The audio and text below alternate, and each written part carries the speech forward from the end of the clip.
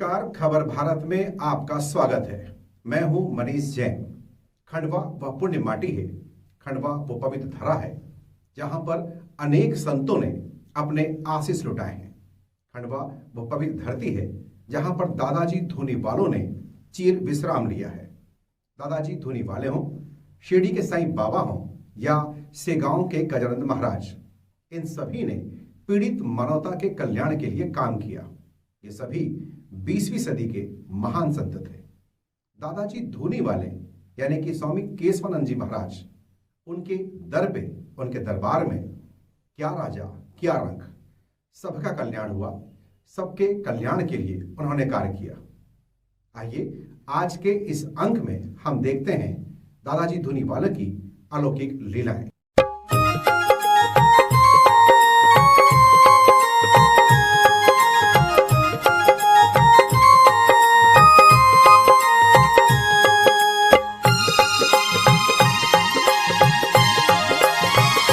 धूनीवाले भक्तों के रखवाले थे।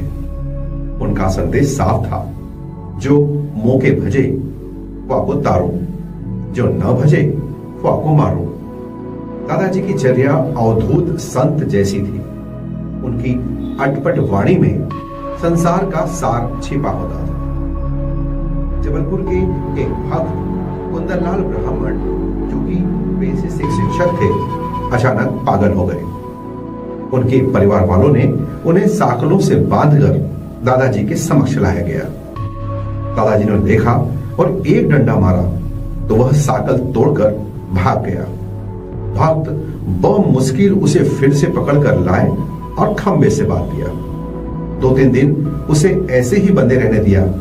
फिर चौथे दिन क्रोध में मिश्रित प्रेम से दादाजी बोले, हे ब्रह्म राक्षस, तुम इस ब्राह्मण के लड़के को छोड़ दो। ऐसा कहकर खूब डंडे मारे। कुंदनलाल के मुंह से आवाजें आने लगी, मैं इसे छोड़ दूंगा, मुझे माफ कर दो। बाद में दादाजी महाराज ने उसे टिक्कड़ खिलाया और कुंदनलाल प्रेत बाधा से मुक्त हो गया। दादाजी धूनीवाले यानी कि स्वामी केशवानंद जी महाराज अंतर्यामी थे। वे भक्तों की बात समझ जाते थे। भक्त के मन में क्या चल रहा है उसकी शंका समाधान स्वयं कर देते थे। ऐसा ही एक और किस्सा है। साईखेड़ा में रामनाथ नामक एक दुकानदार थे।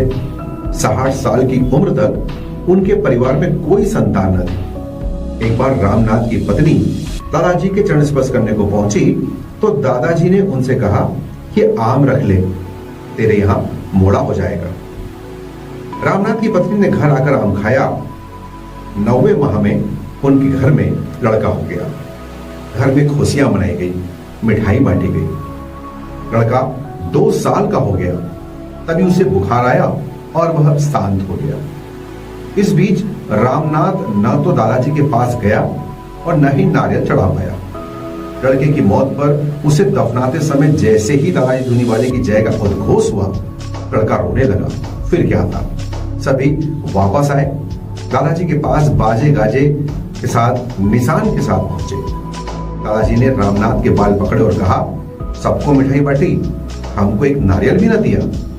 अब तुम हमें हलवा पूड़ी खिलाओगे तब छोड़ेंगे। दादाजी महाराज इतने दयालु थे कि जो उनके शरणागत हुआ उसे तार दिया, उसका बेड़ा पार लगा दिया।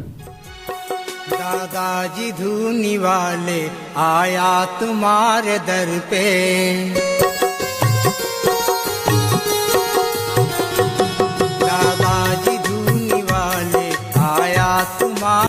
ऐसी ही एक और घटना बाराबंकी के राजा प्रतिपाल सिंह जी से भी जुड़ी है। बाराबंकी के राजा प्रतिपाल सिंह दादाजी धूनीवालों के परम भक्त थे। उनके शरीर की व्याधियां दादाजी ने ही दूर की थी।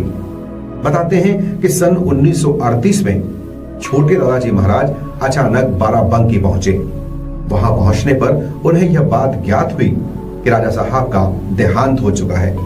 दादाजी हरिहर भोले भगवान सीधे राजा महाराज के पास पहुंचे, जहां कक्ष में उनका शरीर रखा था, और उन्होंने कहा कि हम चाय पिएंगे। परिजनों ने उनके लिए चाय की व्यवस्था की। चाय आते ही भगवान ने कहा, राजा साहब उठो, चाय पियो। मगर वो तो निश्चल पड़े हुए थे। सभी लोग सांसें रोककर भगवान की लीला देख रहे थे। जैसे ही दादाजी ने स्वयं अपने हाथों से राजा साहब के ओठों तक प्याला लगाया, वैसे ही वे जीवित उठ उठे। सभी ने भाव विभोर होकर दादाजी महाराज की जय जयकार लगाई।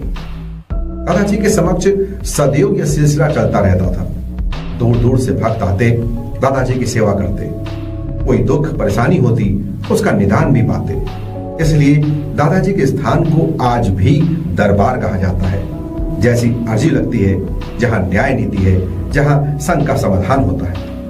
बड़े दादाजी और बाद में छोटे दादाजी ने सैकड़ों भक्तों को जीवन दान दिया, कईयों की व्याधि दूर की।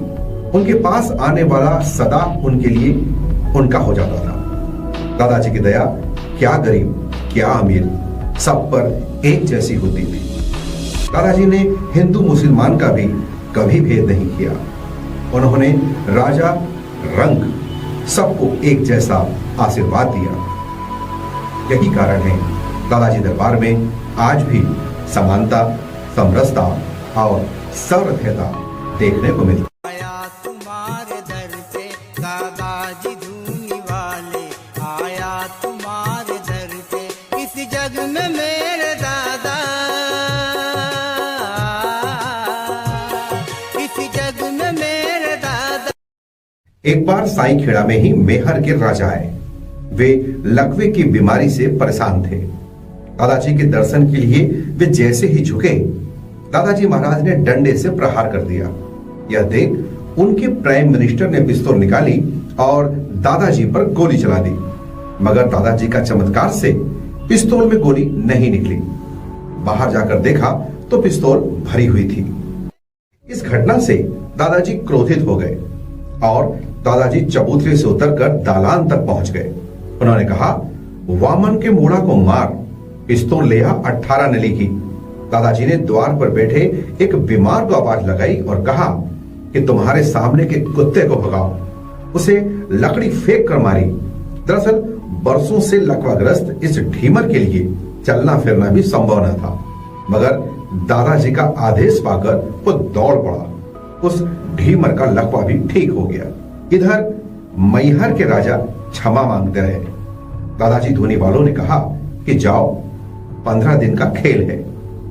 बाद में मालूम पड़ा कि 15 दिन के बाद मेहर के राजा का स्वर्गवास हो गया। ऐसी ही एक घटना इंदौर के होलकर परिवार से जुड़ी है। स्वर्गीय महाराजा तुकोजी राव बावला कांड में गद्दी से हटा दिए गए थे। उनके पुत्र यशवंत राव होलकर को राजगद्दी दिलाने के लिए दादाजी के चेले स्वामी चंद्रशेखरानंद जी उन्हें अपने साथ साईं खेड़ा ले गए। राजा साहब ने दादाजी धोनी वालों की खूब सेवा की। रात 12 बजे एक दिन दादाजी जागे और बैठ गए। अपनी अलमस्त लीलाएं दिखाने लगे, गालियां बकने लगे। किंतु यशवंत राव होलकर ने बड़ी श्रद्धा के साथ दादाजी को चरण स्पर्श किया। चंद्रशेखरानंद ने कहा, राजकुमार को गद्दी दिला दो। दादाजी ने हुक्म दिया कि जाओ, कल सुबह 12 बजे आना, फैसला करेंगे। दूसरे दिन जैसे ही राजकुमार हाजिर हुए, दादाजी के चरणों में मस्तक झुकाया तो दादाजी ने एक बाल पकड़कर उन्हें टिक्कर चलाना शुरू कर दिया। दादाजी प्रेम पूर्वक टिक्कर चलाते रहे और थोड़ी देर बाद जल से सना हुआ तिलक किया और बोले, जाओ, तुम हमें भूल जाओगे। वहां से लौटने के बाद यशवंत राव होलकर को गद्दी का उत्तराधिकारी बनने का मौका मिला। दादाजी धोनी वालों की कृपा से ही यशवंत राव को राजपाट वापस मिला।